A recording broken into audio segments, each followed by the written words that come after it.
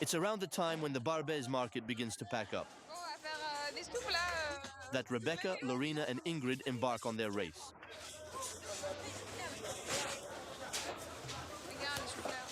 What they're interested in are the leftovers. All those fruits and vegetables destined for the trash bin. Products deemed unsellable due to slight damage, which she promptly retrieves and uses in her cooking. You see, it's actually not that bad at all. It's €0. What? Otherwise it goes in the trash. It's good, right? You didn't even wash it. It's not theft, just salvaging. But for some shopkeepers, these women who don't pay are a bit annoying. These are great carrots, so... The problem is, we don't have the car.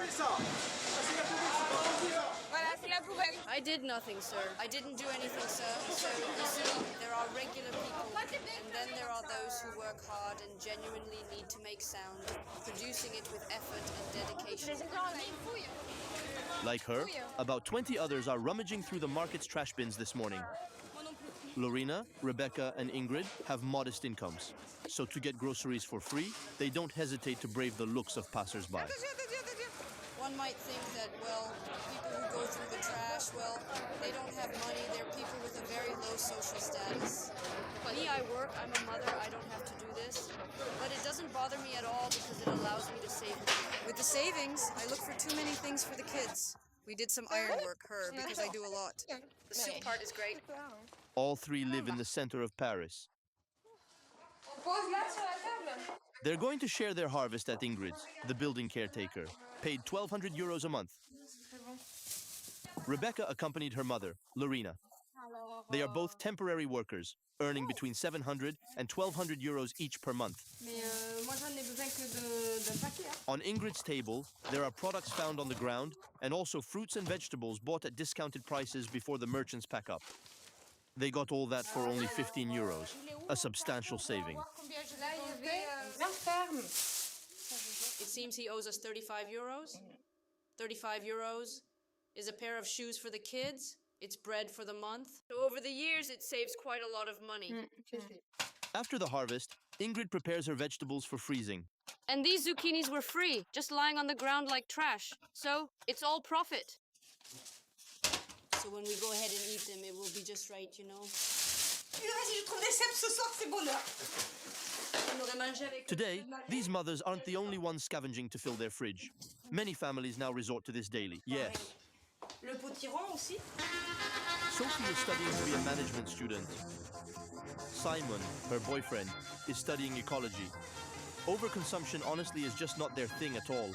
And besides, they have little money. As scholarship holders, they each live on €300 a month. So twice every single week, they go dumpster diving for food at the local supermarkets. We'll try to find some edible stuff in there. This is a store that seems pretty hostile to people scavenging through the dumpsters for anything edible. On the other hand, To prevent people from consuming expired and therefore potentially dangerous products, most stores damage the food they throw away. for example, this could have been edible, but they opened it, almost certain. Sometimes, even by pouring bleach on top of it. Well, it's common practice in many supermarkets. For me, I don't see the point. For them, it's a revenue loss, but... The croissants, they open the wrappers, not so they get dirty and we don't take them. If we were extremists, we'd take them. But here... Their tour generally lasts for 2 hours. They look for the fullest bins and sometimes stumble upon some small hidden treasures. This side first. On this street, there are 2 supermarkets. And they've just taken out their bin. What are we gonna do now? The tomatoes over there look quite messy, really wrecked and damaged. Meat. Yeah, we check. The meat, for example, is from 2 days ago, and it's pork.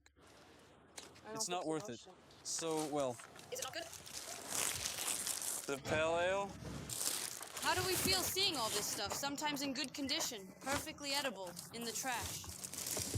At first, we're all really shocked, but eventually we get so used to it that it no longer shocks us. You want this, Sophie? Oh, yeah. Yeah. Their miraculous catch is abruptly and unexpectedly interrupted by the arrival of the garbage collectors, who seem quite accustomed to this kind of scene.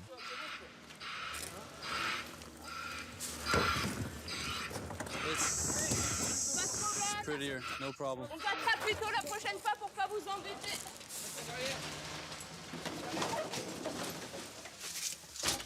Sophie and Simon share an apartment together with a third roommate in this pavilion located in the center of Poitiers. A rent of 480 euros. I don't know if it's... Here, we share everything. The rent and the proceeds from recycling. Fruits, vegetables, dairy, and some meat. Groceries for the week, ensuring we have what we need for meals and snacks. Do you like pineapple? Yes, that. How much money is there currently on the table? About 15 euros, I think. It's not too bad. Well, yes, it's still quite good. I don't know, maybe 15 euros. I don't recall how much I spent when shopping before dumpster diving, but it seems like it was 15 euros a week. Tonight, after thoroughly washing the vegetables, they're preparing a delicious ratatouille, a completely free meal that also makes a real difference for Cyril. What's your budget for living? Oh, very, very little. I have 160 euros from my scholarship, so that's it. So in the end, if I can't eat free stuff, well, I can't eat anything. It's been a year and a half now that these students have been feeding themselves like this. They also found the frying pan in a dumpster. Today, there are so many people rummaging through the trash that even those who throw things away sometimes lend a hand. Jose works in a convenience store in the center of Paris. He too is supposed to destroy his goods. He ultimately decided to find a way to bypass the rules.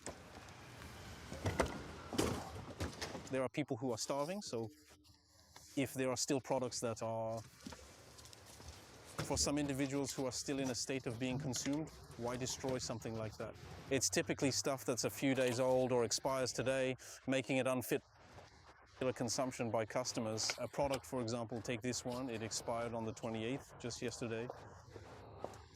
It's still perfectly edible. If you eat this, you won't get sick. Every evening, around 10 regulars come to these bins. Sometimes there are even more at the end of the month, when they run out of money for groceries. You've seen me before? No, this is actually the very first time. I sometimes go shopping at your store. Yes, it's definitely possible indeed. But even with the merchant's permission, rummaging through the trash under the watchful gaze of passers-by is not always easy. In Lille, an association has decided to focus on the trash bins instead of the poorest people. Every Sunday, Jean-Loup and his enthusiastic volunteers from the Tente des Glaneurs wander through the busy market aisles with a cart, collecting various discarded items from sellers. They sneak behind the stalls to collect unsold items, which they will distribute to people in need relying on these donations. The grapes here are damaged and the cardboard is rotten, making sorting hard. On all fours, like today in the rain, we do it for them. It's much healthier, it's much more dignified. You have to bow down, it's hard to bow down. Jean-Loup launched his initiative 10 months ago. Quickly, the merchants played along. This seller set aside his pallets of fruit, which should have gone to the bin. What is this? Are those indeed pineapples? Pineapples and also boxes of bananas and delicious grapes. Jean-Loup brings all the harvested products to the association's stand, set up in a small street at the end of the market. They are sorted and cleaned there. Jean-Loup doesn't want the products he's going to distribute to look like garbage. He has his own special trick to give them a little youthful boost. The appearance? It scares us because it looks moldy, like it's not edible. Look, it's perfectly hard, it's impeccable. We dip it a little bit. Hop, new life. Every weekend, the association gathers enough to feed about 40 families for a few days.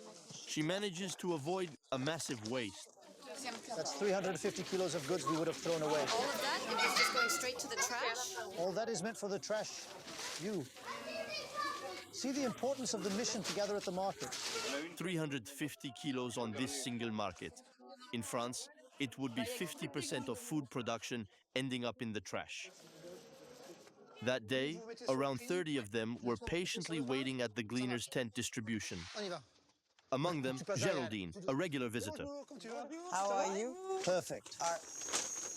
You're gonna do a little bit of everything? All right. This single mother of 4 children is presently without a job. Clementines, do you like them? Yes, I do. So can you actually afford these particular products right now or not? Everything in your cabin? Not all of them. I admit, not all of them. Because green beans are expensive, lettuce, it's very expensive now. Tomatoes are costly, everything's costly. The gleaner's tent enables her to feed her children without losing face in front of others. It's one less humiliation, let's just say, because it's definitely not that easy. Geraldine is separated from her children's father. She gets welfare and lives on a 1,000 euros a month.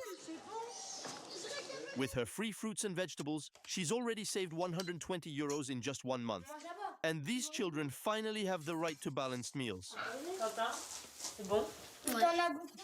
So before, it was very few vegetables. It was a lot of fries, pasta, mashed potatoes.